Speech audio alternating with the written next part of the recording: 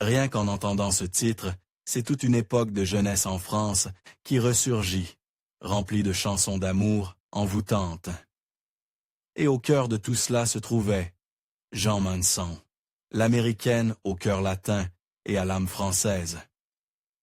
De Fais-moi danser à la chapelle de Harlem, sa voix résonnait autrefois dans des millions de cœurs à travers l'Europe. Mais cette lumière, autrefois éclatante, c'est aujourd'hui ternie. À l'approche des 80 ans, celle qui faisait autrefois taire les salles de concert par la tendresse de ses mélodies, mène une vie tranquille et d'une tristesse bouleversante. Derrière ces chansons intemporelles, cette chevelure dorée et ce regard souriant se cache une longue série de douleurs, de scandales, de maladies et d'abandons, des choses que peu osent affronter. La vie de Jean Manson est bien plus qu'une collection de tubes classiques. C'est une ballade mélancolique qui s'étire sur plusieurs décennies. Du glamour au projecteur, Jean Manson est né John Ann Manson à Cleveland, dans l'Ohio, en 1950. Mais elle n'a pas tardé à quitter le sol américain. Ayant passé une partie de son enfance au Mexique, elle a grandi au rythme des sons latins et des scènes de rue colorées. Elle a appris à parler couramment l'espagnol et à absorber les traditions musicales locales qui allaient façonner son identité artistique. À l'adolescence, elle est retournée aux États-Unis, où elle s'est inscrite à des programmes prestigieux d'art dramatique, dont le célèbre Actors Studio de New York. Mais son véritable tournant ne vient pas du théâtre, mais d'un centre de magazines brillant. En 1974, à l'âge de 23 ans, elle pose nue pour Playboy et est élue Miss House. Ce seul shooting photo la propulse sous les projecteurs, mêlant admiration et controverse. Le public ne savait pas s'il avait affaire à une artiste sérieuse ou à un simple joli minois. Mais Jean n'a pas tardé à prouver qu'elle avait bien plus à offrir que sa beauté. Peu après, elle fait ses valises pour l'Europe, choisissant Paris, une ville réputée pour accueillir les réinventions artistiques. La France, friande de chansons et de stars internationales, l'accueille à bras ouverts. Avec l'aide du compositeur Jean Renard, elle enregistre. Avant de nous dire adieu, en 1976, une ballade déchirante qui se vante à plus de 600 000 exemplaires et consacre son statut d'icône majeure de la musique française. Sa voix, à la fois douce et pleine d'émotion, touche profondément le public français. Au fil des années suivantes, Jean Manson enchaîne les succès et devient une figure familière en France. Elle apparaît à la télévision, pose pour des magazines et cesse même au cinéma français. Mais elle n'est pas qu'une star de la pop.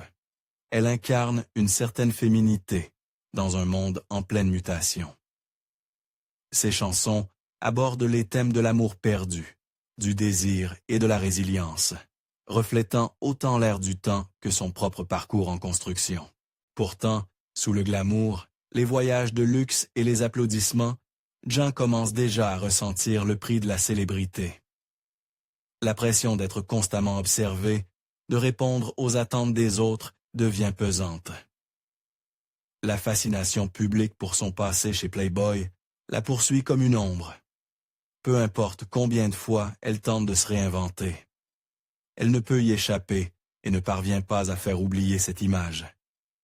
Ainsi, la femme qui brillait autrefois, sous les feux de la rampe, commence à comprendre que ces mêmes lumières peuvent brûler. Une voix pour la France, un cœur en tourmente. Alors que le nom de Jean s'élevait dans toute l'Europe, elle semblait inarrêtable. Ses spectacles se réservaient des mois à l'avance. Ses disques caracolaient en tête des ventes et son visage s'affichait en couverture de magazines en France, en Belgique et en Suisse. Mais en coulisses, son cœur se brisait en silence, compromis après compromis. Sa première véritable histoire d'amour en France fut avec le charismatique producteur de cinéma André Jaoui. Leur relation était intense et riche artistiquement. Il l'encourageait à jouer, à explorer, à rêver plus grand. Mais l'intensité peut se révéler à double tranchant. Jean était passionné, André possessif. Ce qui avait commencé comme une collaboration a vite viré à la manipulation. Leurs amours étaient de souvent obscurcis par des conflits créatifs et de la jalousie. Il admirait son succès, mais le redoutait tout autant. Plus le public l'adorait, plus la tension grandissait dans leur intimité. En 1968, Jean tombe enceinte de sa première fille, Chirelle. Cela aurait dû être un moment de bonheur, mais il fut entaché par la trahison. Lorsqu'elle refusa d'apparaître nue dans un film auquel André était associé, choisissant la dignité personnelle plutôt que la pression, la riposte fut immédiate. Des producteurs désireux de l'humilier exhumèrent d'anciens clichés inédits de son shooting pour Playboy en 1974. Ce qui devait rester dans le passé devint soudain un scandale de une. Pour Jean, l'humiliation fut profonde. Le public dévorait les gros titres, mais peu se demandaient si elle avait eu son mot à dire. André ne lui apporta que peu de soutien, et leur relation s'effondra rapidement sous le poids du ressentiment et de l'exposition médiatique. Ce ne fut pas qu'une rupture. Ce fut une fracture de la confiance entre une femme et l'homme qu'elle croyait être son protecteur. Pourtant, Jean fit le choix de la dignité. Elle s'investit pleinement dans la maternité. Chirelle devint son monde, une source de lumière dans une industrie qui ternissait souvent son esprit. Même si sa carrière chance, là à un temps, l'amour pour son enfant la maintint debout. Mais le monde, lui, ne ralentissait pas. Il y avait des tournées à honorer, des passages télévisés à assurer, et cette pression incessante de rester jeune, actuelle et désirable. En 1984, Jean épouse l'acteur français Richard Berry, espérant retrouver la stabilité perdue. Leur lien fut immédiat, deux artistes qui comprenaient le prix de la visibilité. Mais cette même compréhension devint vite une barrière. Être en couple, quand les deux sont célèbres, dira-t-elle plus tard, c'est comme vivre dans deux miroirs parallèles. On se reflète l'un l'autre sans jamais vraiment se rencontrer. Les jalousies éclatèrent, les carrières s'entrechoquèrent, la distance s'installa. 2 ans plus tard, le mariage prit fin. Malgré tout, Jean garda sa dignité. Elle ne dit jamais de mal de Richard dans la presse. Elle retourna simplement au seul rôle qu'elle pouvait contrôler, celui de mère.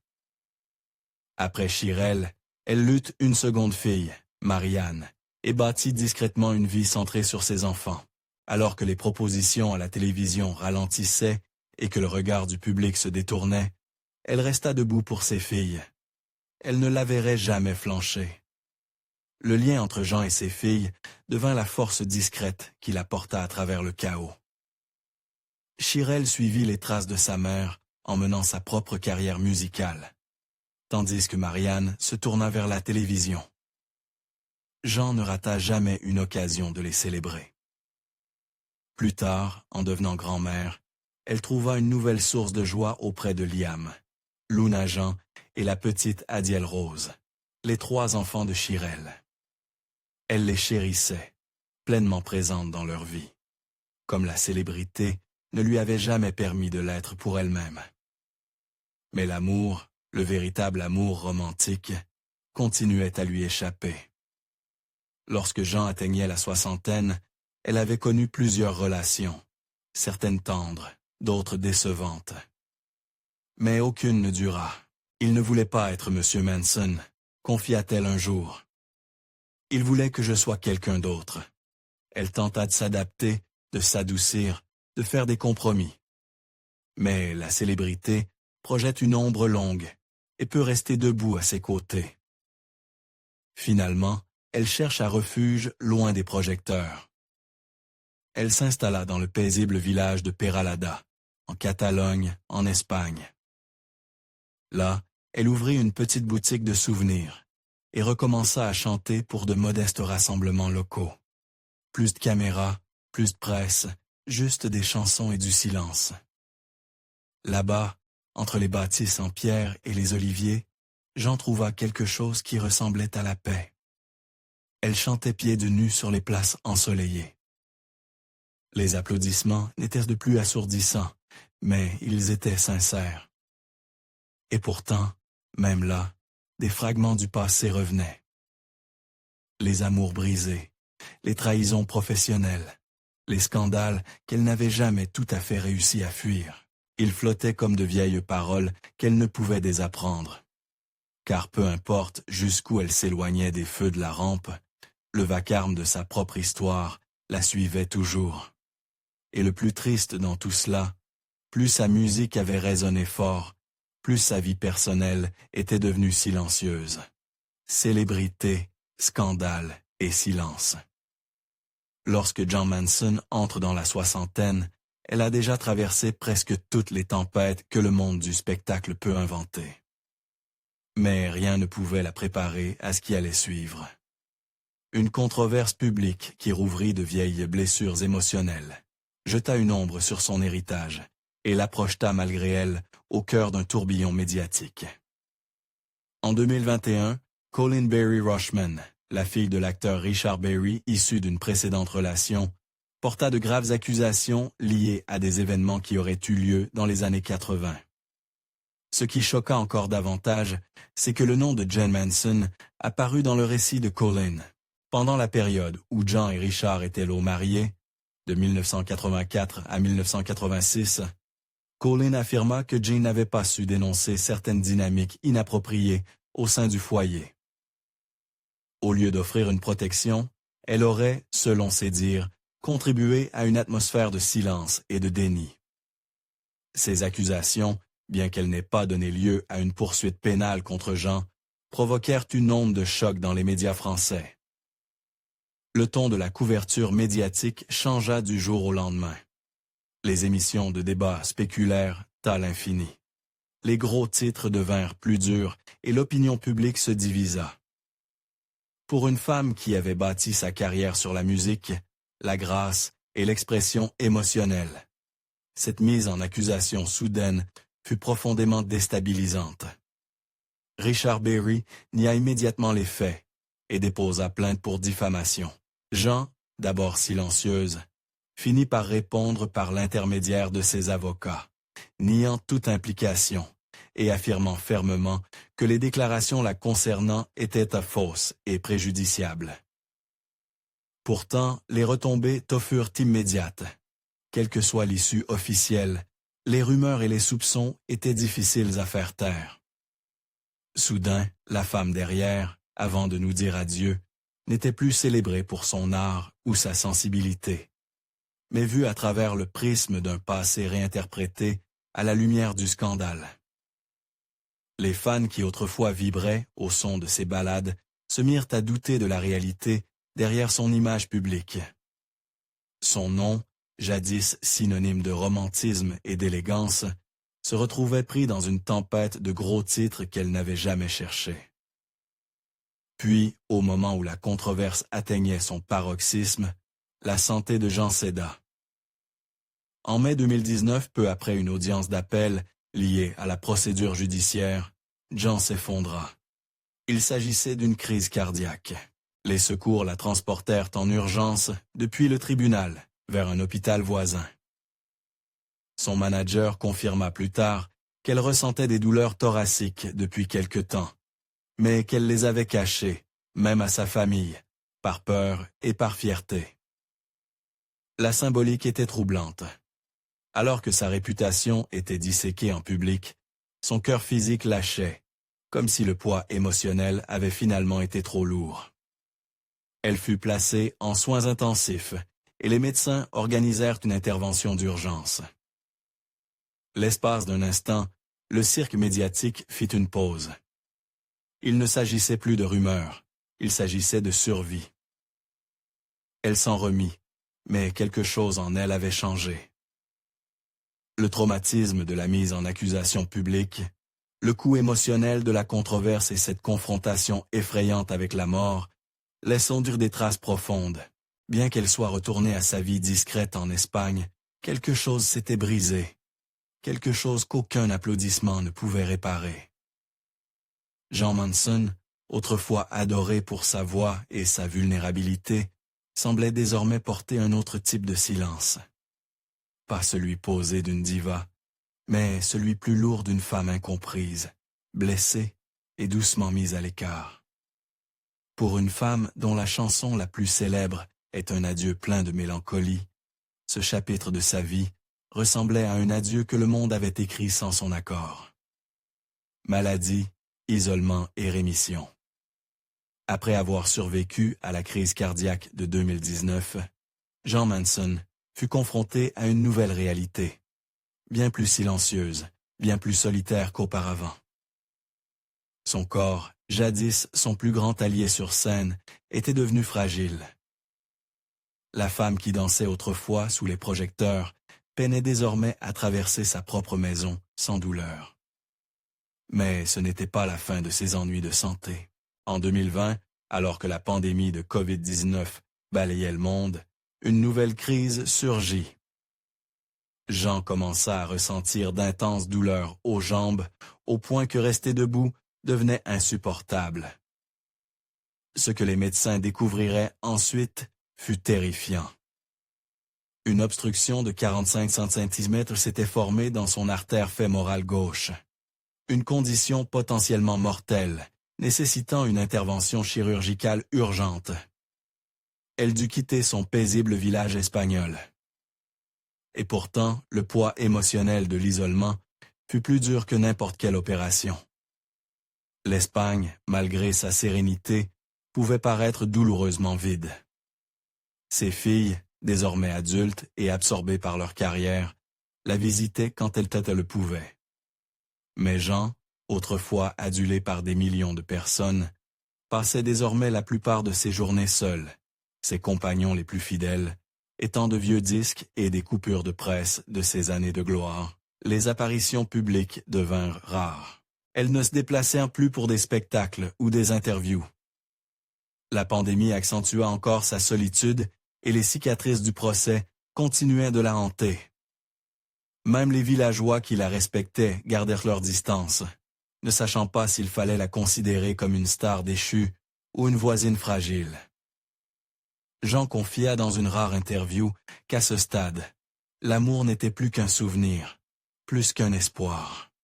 « J'ai fait fuir les hommes », dit-elle avec un sourire triste. Pas parce que j'étais trop, mais parce que j'avais déjà trop vécu. Aucun ne voulait rivaliser avec les fantômes de son passé.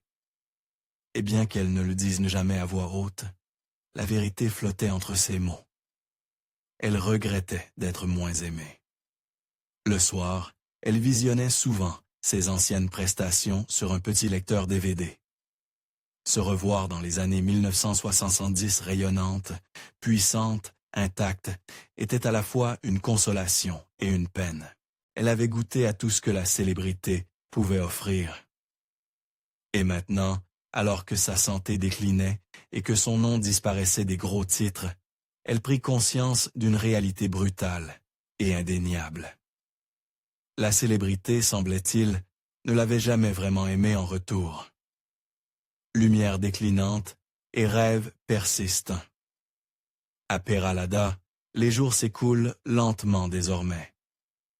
Âgée de près de 80 ans, Jane Manson vit dans une maison modeste, nichée derrière sa boutique de souvenirs, qui n'ouvre plus vraiment à heure fixe. Les touristes ne la reconnaissent que rarement, et cela lui convient. Les foules qui criaient de son nom ont disparu. Ses derniers albums sont passés inaperçus. Les invitations aux émissions télévisées ne viennent plus. Même les magazines People l'ont oublié. Le silence qu'elle désirait tant dans sa jeunesse s'est installé dans sa vie comme un brouillard, épais, immobile, parfois insupportable. Ce qui reste, ce sont les souvenirs, à la fois étincelants et sombres. Les murs sont tapissés de vinyles encadrés et de vieilles photos de concerts. Des affiches des années 70, où elle sourit, jeune et magnétique, sont glissées dans les coins de la boutique, comme des reliques d'une fois oubliées. Parfois, un fan entre, stupéfait de découvrir que la femme derrière la caisse est cette Jane Manson. Elle sourit poliment, offre parfois une dédicace, mais elle encourage guère la conversation. Elle a compris que la nostalgie a des bords coupants. Ses filles, Chirel et Marianne, viennent la voir quand elles le peuvent, souvent accompagnées des petits-enfants. Liam, Luna Jean et Adiel Rose. Pendant quelques jours, la maison résonne de rire et de l'odeur des plats faits maison. Jane cuisine, chante des berceuses en français et en espagnol, et regarde les yeux embués sa famille danser dans le jardin.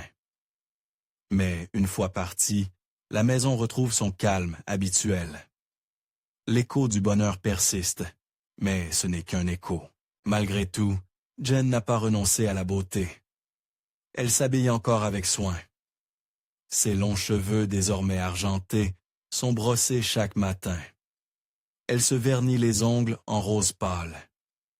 Parfois, elle fredonne en époussant les étagères ou en pliant des foulards dans la boutique.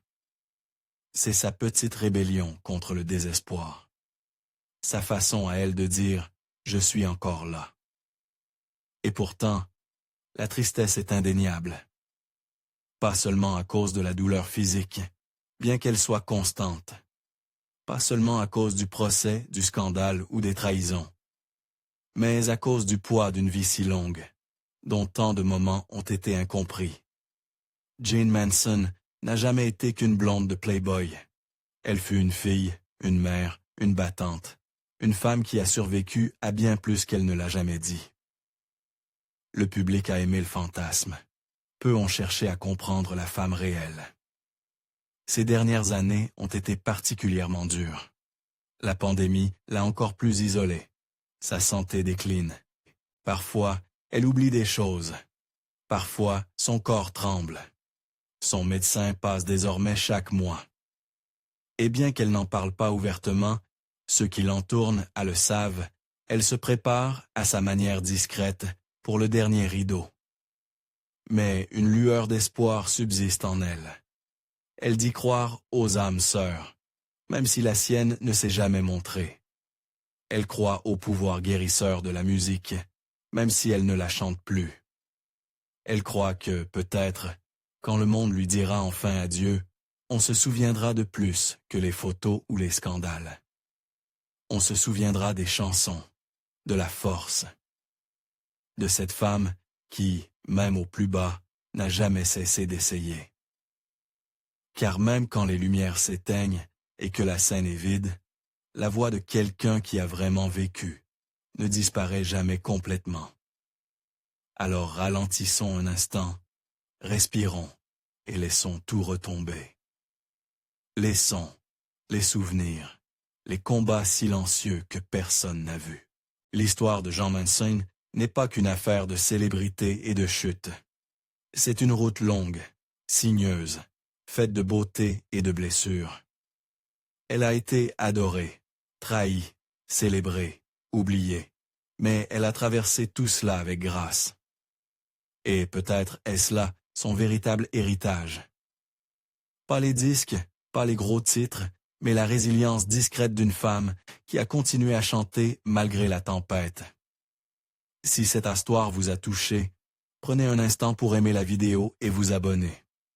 Dites-nous en commentaire, quel moment du parcours de Jean vous a le plus ému.